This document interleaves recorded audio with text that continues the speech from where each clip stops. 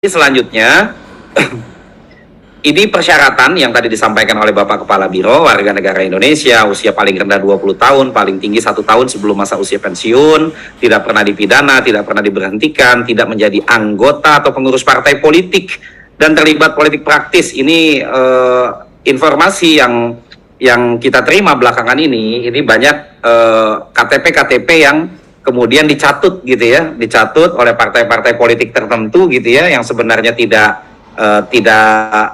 mengikuti gitu ya, tapi karena KTP-nya tercatut ini jadi masalah. Nah, ini mohon nanti Bapak Ibu bisa melakukan pengecekan.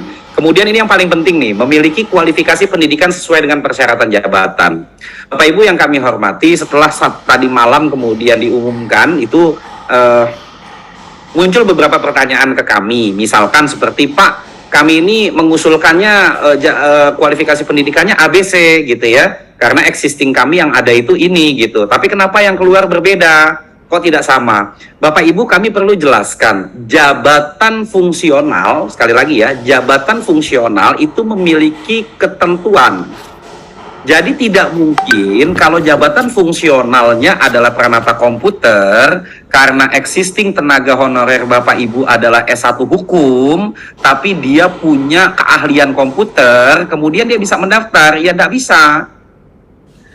Kualifikasi pendidikannya tentu akan tidak sesuai dengan formasi yang ditetapkan.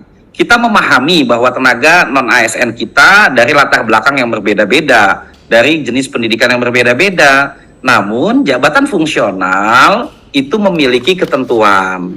Contohnya misalkan jabatan fungsional Pranata Komputer gitu ya, dia memiliki ketentuan di dalam Permenpannya bahwa jabatan fungsional Pranata Komputer itu berasal dari sarjana teknologi informasi, teknik informatika, sistem informasi, dan lain sebagainya. Nah, Bapak Ibu mengusulkan karena tenaga existingnya adalah S1 Hukum gitu ya, sehingga Bapak Ibu ketika diumumkan, kok nggak ada Pak S1 Hukum? Ya tidak ada, karena tidak disetujui oleh Kementerian PAN dan RB, karena sudah ada ketentuan. Jadi Bapak Ibu mohon izin sekali lagi, yang masih bertanya, kenapa kemudian kualifikasi pendidikannya beda Pak sama yang kami usulkan gitu ya, nah mohon dicek kembali gitu ya. Hanya 3 jabatan yang kualifikasi pendidikannya itu bisa dibuka umum. 1 arsiparis, yang kedua analis kebijakan, yang ketiga pengembang teknologi pembelajaran. Selebihnya itu sudah spesifik. Misal jabatan analis hukum, ya dia harus dari S1 Hukum. Pak, kami punya Pak, tapi dia S1 pendidikan agama, tapi dia jago Pak hukumnya, ya tidak bisa tetap. Karena aturannya bahwa jabatan fungsional itu memiliki kualifikasi pendidikan yang dipersyaratkan. Mudah-mudahan sudah clear Bapak Ibu ya terkait dengan kualifikasi pendidikan. Mudah-mudahan tidak ada lagi yang jabri-jabri atau kontak-kontak gitu ya, kenapa kemudian berbeda, karena sesungguhnya ini sudah kami jelaskan beberapa waktu yang lalu. Kemudian selanjutnya Sehat Jasmani dan Rohani ini pasti bersedia ditempatkan di seluruh wilayah NKRI gitu ya, jangan nanti setelah diangkat gitu tiba-tiba mengajukan biasa ya pindah sana pindah sini, ini tidak diperkenankan. Selanjutnya ini wajib memiliki pengalaman di bidang kerja yang relevan dengan jabatan fungsional yang dilamar. Nah, ini sudah jelas karena tertuang dalam keputusan Menpan RB nomor 970 tahun 2022. Nah, paling singkat pengalaman di bidang jabatan yang relevan adalah 2 tahun untuk jabatan fungsional pemula, terampil, atau ahli pertama. Ahli pertama ini biasanya D4 atau S1 ya. Terampil ini biasanya D3 gitu ya. Nah, mereka harus memiliki pengalaman jabatan minimal paling singkat 2 tahun. Untuk jabatan fungsional ahli muda, ini biasanya dosen nih, asisten ahli ya, minimal memiliki pengalaman 3 tahun. Paling singkat 5 tahun untuk jenjang ahli madya. Nah, Bapak Ibu sekalian yang kami hormati, apa kemudian yang membuktikan untuk pengalaman-pengalaman di bidang kerja ini? Misal kami ingin memberikan contoh begini.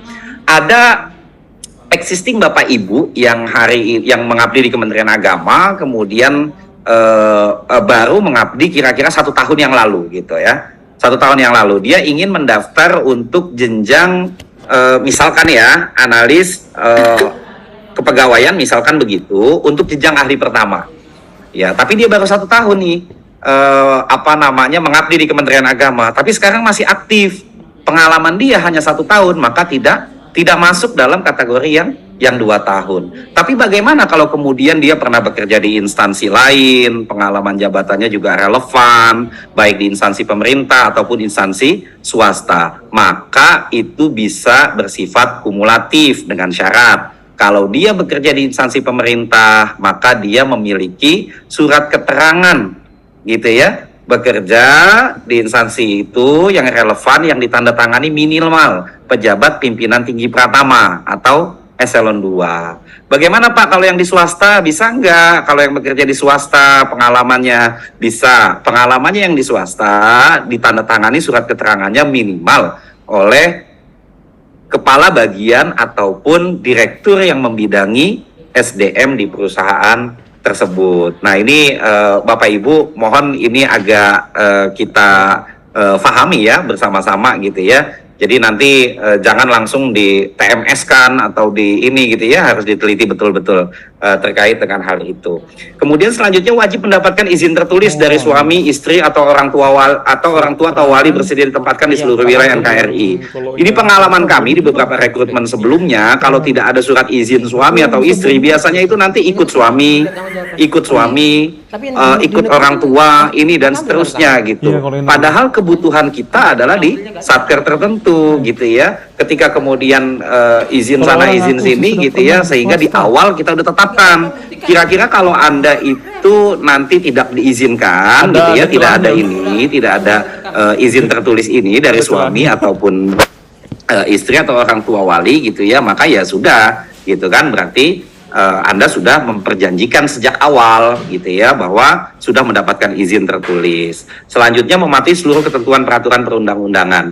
Bapak Ibu yang kami hormati, kami ingin memberikan contoh untuk poin 11 ini. Misal ada jabatan fungsional penghulu.